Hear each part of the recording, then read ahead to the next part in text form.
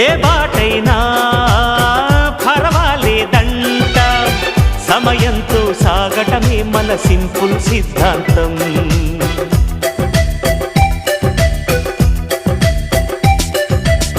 చిరుగాలికి పరిమళమిచ్చే సిరిమల్లెల వనమై ఉందాం, గగనాన్ని నేలను కలిపే హరివిల్లుల బంతెన అవుదాం.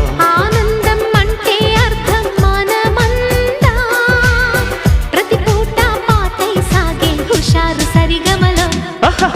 ఎన్నో ఎన్నో రాగాలుండే సంగీతం కాదా, చల్లకి నవ్వుల కేరింత.